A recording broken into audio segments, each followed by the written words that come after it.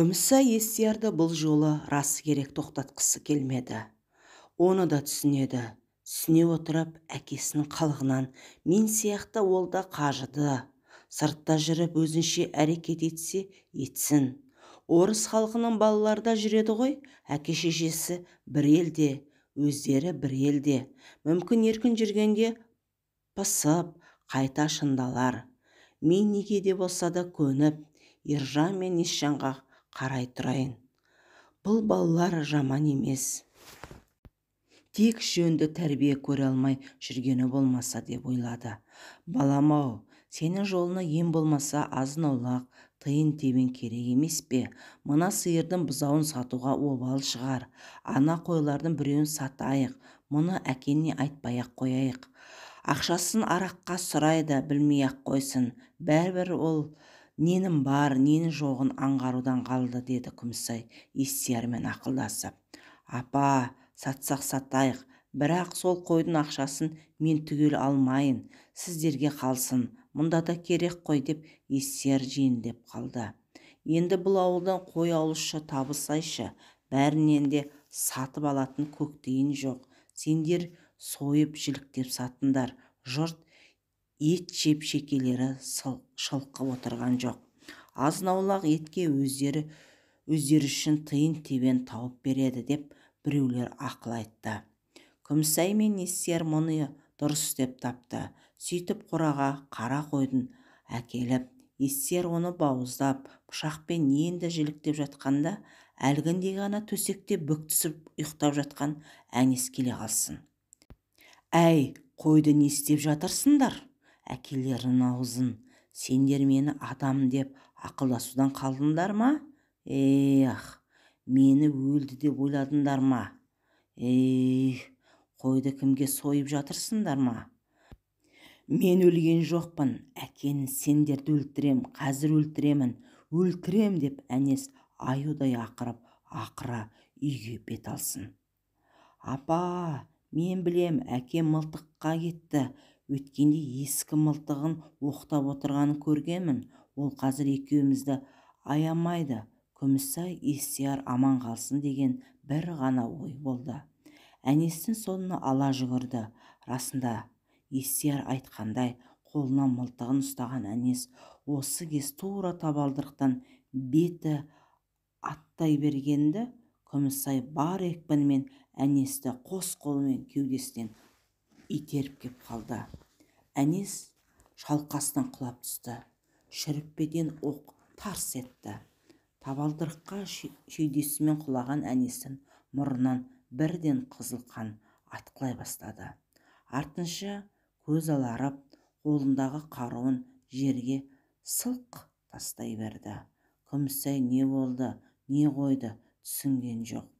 Естиярға оқ тиіп кетті ме деп ойлаған. Баланың тірі сұлбасын көріп демін ішіне алды. Қанды оқиғаны естиярдың да бірінші көруі. Не болып, не қойғанын бірден ол да табанда ажырата алмай қалды. Анық ажыратқаны әкесінің көз аларып, мұрнынан қан сорғалап жатқанын. Балам, мен әкенді өлтіріп алдым. Өлтіріп алдым ба? Қатты екпінмен итеріп едім. Мына босаға мылтықтан балдырақ дей берді дірілдеп. Сөйтті де сұлап жатқан әнестің қасына отыра кетті. Қанша уақыт өтті белгісіз. Өліктің қасында екеуі де мелшиді. Апа, тұр, тез тұр апа. Папаны екеулеп қора жаққа апарайықшы. Бұл жерде есік алдында болмайды енді. Үйге де кіргізбейік, ойласу керек.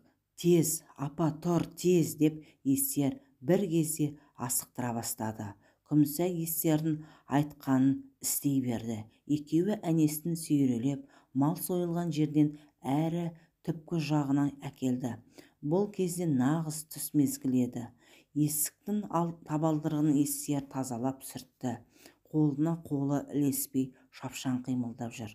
Бұл кезде есіне әлі келе алмаған Күмісай сойылған қойдың қасында отырған.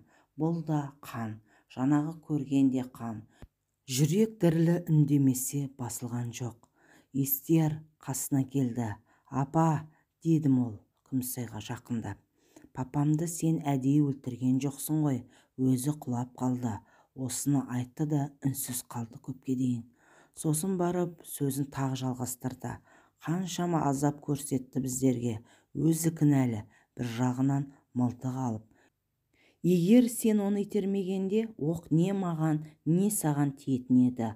Апа, бері қарашы, көрген мен ғана ғой, мен ешкімге айтпаймын, екеуміз ғана білеміз. Апа, енді жыламашы апа. Естияр Күмісайды жақсы жұбатты. Бір кезде өзі солқылдап көз жасын төксін. Ай кеп, папай, папай деп біраз отырды. Ішсе де ұрса да туған әкесі. Табан астында өлді де қалды.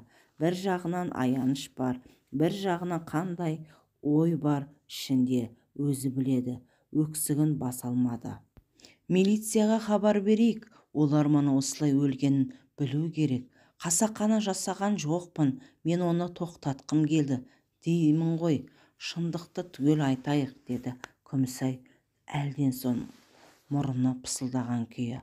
Апа, шындық бізге көмектеспейді, қайта бізді құртады. Сен неге итересің? Өлім содан болды деп сені түрмеге жабады. Осы керек пе маған, немесе саған? Екеулеп өлтірдіңдер деуде мүмкін. Екеуміз түрмеде болсақ, Ержан мен Есжан кімге қалады? Бандиттер келді, мылтықпен шықты, содан оралмады дейміз. Ана ұзын жаптың бойында бір ескі құдық болған. Қазір сол құдық бос жатыр, айналасын қалың қамыс басып кеткен. Өткенде мен сиыр айдап жүріп көргенмін. Бұрын ішінде су жататын, қазір түк те жоқ. Міне папаны көмілетін қабірі сол жер енді. Ешкім білмейді, білдіртпейміз. Ал мына сойылған қойдың етін тез бөліп кешке дейін өткенше сатып келейін. Сатылмағаны үйде өзіміздің көже қатығымызға қалады. Ананы, деді, әкесі жатқан жақтан нұсқап, түнде реттейміз. Күмісайдан Естияр ер бала болғандықтан ма, ойы терең, әрі ақылды, әрі қайсар болып шықты. Айтқандай кешке дейін қойдың еті бөлініп сатылды. Үйдегі аш отырған балаларға Естияр сол жақтағы дүкенін жейтін тәтті тоқаш пен кәмпитті де әкеліпті. Олар соны қаужандап жеп, мәз болып ойнап жүр. Күмісай бүгін сойылған қой етін тамақ істеуге де әлі болмай қалды. Өз-өзіне келе алмауда. Кеш қараңғылы, бұрынғыдан да кешіккендей. Бүгін айдың да жарығы мол. Осыған дейін Естияр үйден ескі киізді тауып, оған әкесінің мүрдесін орап байлады. Мүрдені сүйрететін тақтай сияқты бірдеңені тапты. Бұрын электр жарығы жарқырап тұратын бұл ауыл нарық келгелі қараңғылыққа үйренген. Жаққандар сығырайтып шам жағады, шам жақпағандар ерте жатып қалады. Теміржол бойынан өтіп жатқан кешкі жүк пойыздардың, паровоздардың ғана алыстан жарқ-жарқ жарығы көрінеді. Артынша жоқ болады. Бұрын Күмісай қалай байқамаған. Көктемнің кеші тым ұзақ екен-ау, батып болмады. Тіршілік деген тоқтамай жалғасып жатыр. Ішкі ойы тыныш болмаған соң ба, селт еткен дыбысқа өзгеше қыбырға сезіктене. Дәл осы жағдай үйге бөтен біреу келіп қалмады ма екен деп сезіктеніп отырды. Ешкім көрінбей, ешкім сезбей тезірек құдыққа көміліп тасталса екен деп. Мен адам өлтірдім. Қалай, лезде қалай, мен тіпті қалай қатты итеріп жібердім дей береді іштей өзінен өзі. Естияр бірақ сәтте еркек болып кеткендей көрінді Күмісайға. Оның айтқандай әнесінің мүрдесі құдыққа тасталды. Мылтық та қоса көмілді. Түн жарымы ауғанда үйге келіп, екеуі төсекке құлағанша ешкімнің көзіне түскен жоқ. Әнес осылай 1995 жылы мамырдың 30 күні жоғалып кетті. Туған туысқандарға Естиярдың құрастыруы бойынша бүтіндей көркем шығарманың желісі жасалып, ол ауызша былай айтылды. Құданың құдіреті тез арада ақша тауып беріңдер деп беттерін бүркелмеген біреулер келіпті үйге. Әнес мас күйі оларға айқайлапты: ақшаларың болса маған беріңдер, маған да керек сол ақша деп ана бандиттер. Үйінді өртеп бала шағанды қырып кетеміз, тап ақша деген. Өй әкелерін дауызын депті әнес оларға. Қазір мен сендерге көрсетейін үй ішін қырғанды. Сөйтіп үйден мылтығын ала шығыпты. Бір рет тарс еткізіп атыпты. Сосын аналар қашты ма, соңынан әнес қуыпты. Күмісай сүт сатып разъезден келе жатыр екен. Алыстан байқапты әнесті.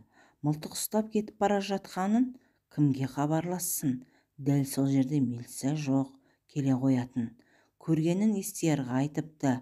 Естияр сол күні сол маңайдың бәрін шолып қарапты. Папамды бандиттердің біреуі мылтығын тартып алып өлтіріп кеткен жоқ па екен деп табылмапты. Бір күн, екінші күн, үшінші күн.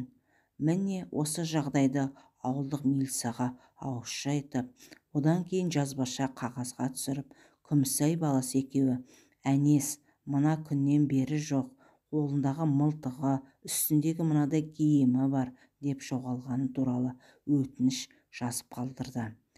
Ағай жақсы адам еді, бізге сабақ берген. Ол кісіні іздестіреміз, табамыз, аудан облысқа да хабарлаймыз деп милиция жігіт өтініш алып қалады. Біреудің жоғы біреу іздеп қоятын заман емес.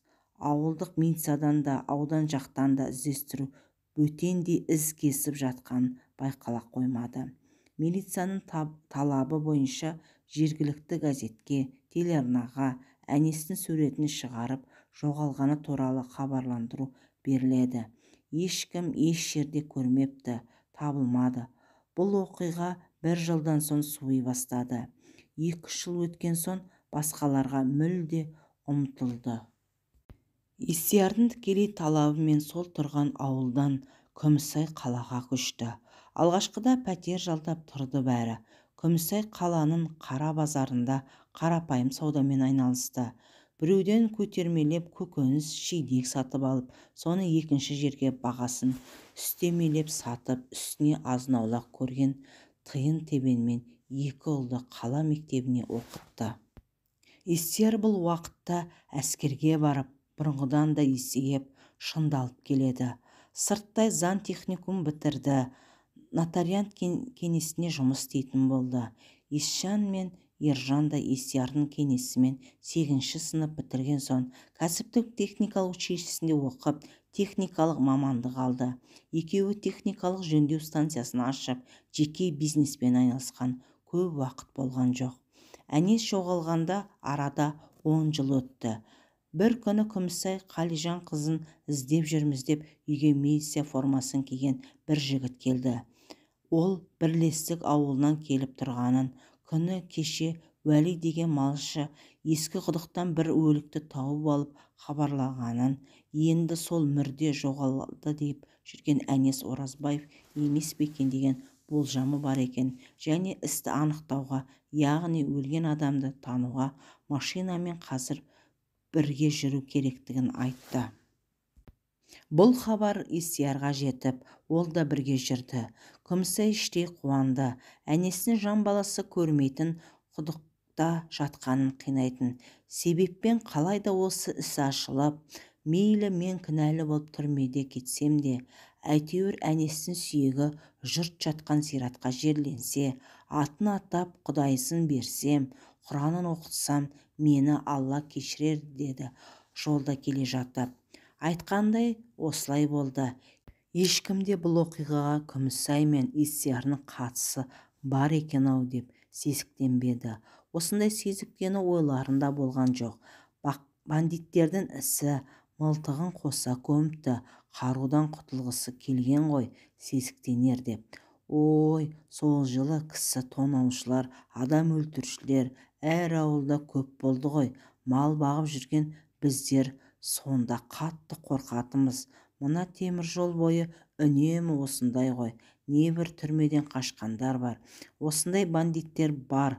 Пойыздан түсе қалады да ауылдағыларға келіп сес көрсетеді. Балам, әкенің иманы берсін, кісі қолынан өлген адамның жаны пейіште болады дейді. Әкесінің рухы пейіште, шал адамның жаны пейіште болады дейді. Әкенің рухы пейіште шалқуда. Қазір, деді құдықтан мүрдені шығарған уәли ақсақал. Енді бұл жартылай шіріген сүйікті молдалар қайра жудырмас керек. Бірақ осы күйінде қалай жерленді, оны ертең өздерін иманнан сұрап біліңдер. Ата, бұл құдықты қалай тауып жүрсіз? Айнала толған ақбас қурай. Құдықты компас арқылы таптыңыз ба? Құдық болған деп осы жерде ешкім ойламайды, деп сұрақ қойды милициямен бірге жүрген бір жігіт. Мал баққан адам бәрін табады. Менің бар ғой мына Ботабай қыстауынан әрі Илас жайлауынан бері. Ар жағында бір қазан, бер жағында қос құдықтың аралығында қолымен қазылған қанша құдық бар екенін білем. Нанар болсам, бұрын осы құдықты өзім қазғанмын. Онда әкем марқұм тірітін. Ол кезде 40-тағы кезім. Суы дәмдақ болған, малға да, адамға да жететін. Өйткені ана етектегі дария жақын ғой, ылғалы мол. Қазір ғой дария төмен түсіп кеткен. Сон айнала қурап, құдықтан судың шығуы қиын болып тұрғаны. Қаладағы жүрсін балам бар емес пе? Өзі мен сияқты мал сақ, кредитке ақша алып, 20 сиыр, 100 қой сатып алып, көке ерсін ауылда жүр ғой, мал бағып көрсін дей. Сіз сияқты біз қасында көмекші боламыз. Өзіміздің ата қоныс бар деп мына інісіне шаруа қожалығын ашып берді емес пе? Бұл жердің рас малға оты қолайлы. Бірақ су жағы қазір қиындау. Өйткені дария қашықтықта. Қайда анау қырға төмендеп кетті. Содан құдық қазбақшы болып бір-екі жерді қаздырып едім. Суы тереңнен шықпады. Қазушылар қиналды. Есіме өзім қазған осы құдық түсті. Іздеуді бастадым ғой. Сосын, әй, үлкейгендік қой, 2 күнім кетті. Қасыма кенже ұлым мына ерсін ертіп жүрмін. Әрі жердің ойы шұңқырымен таныстырайын деп. Не керек, 3-ші күнде осы құдығымды таптым. Бұл құдық бар ғой, негізі біреу әдейі көмгенін байқадым. Мұндай жермен жексен іссіз қалу тиіс емес. Ескі құдықтардың жайын жақсы білем ғой, үстіне шөп өсіп кеткен байқалмайды мүлде. Мен мына анау дариядан тартылған каналдан тартылған үлкен жаптың жағалауын арқылы із салдым ғой. Кетпен алып біраз жер тереңдеп аштық. Бір уақытта мына баланы күрегі сүңгіді де кетті. Құдай-ау десе құдықтың ернеуі көрінді. Содан жан-жағына кеңейтіп қазып жатқанда күректің ұшы сақ етті. Темір дегеніміз мылтық. Ар жағын енді айтпайын. Осы ғой көріп тұрғандарын. Алғашында ерсін үлбіреп жүн боп кеткен киізді көре салысымен. Көке, мынау оралған көмбе болар. Біреулер алтын бағалы заттарын көміп қойған шығар, дейді маған. Мен дейін телеп. Кәне деп сөйтсем, астапыраллай, түк күйінде бас жағын жоғары қаратып көмген адам денесі ғой. Не ойланатын бар? Баланы атпен шаптырдым милиция жаққа.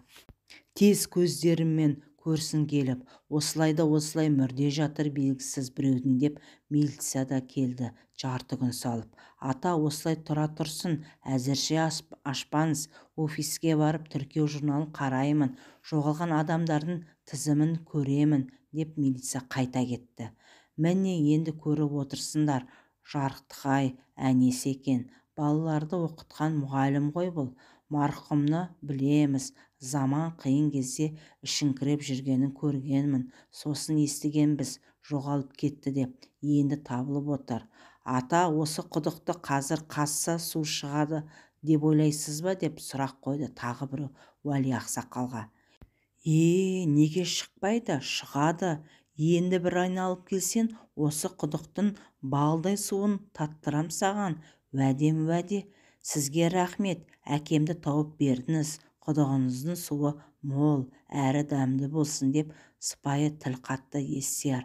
Айналайын, әкең иманды болсын балам.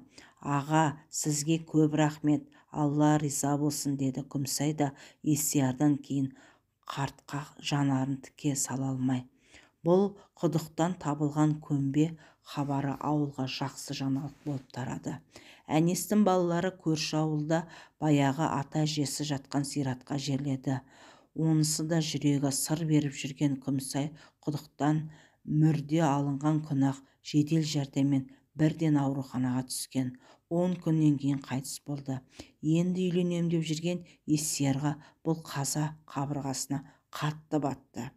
Бала күннен қабағына қарап, туған анасын жоқтатпаған, өзіне шексіз қамқоршы болған Күмісайдың жылын өткізгенше үйленуді шегерді.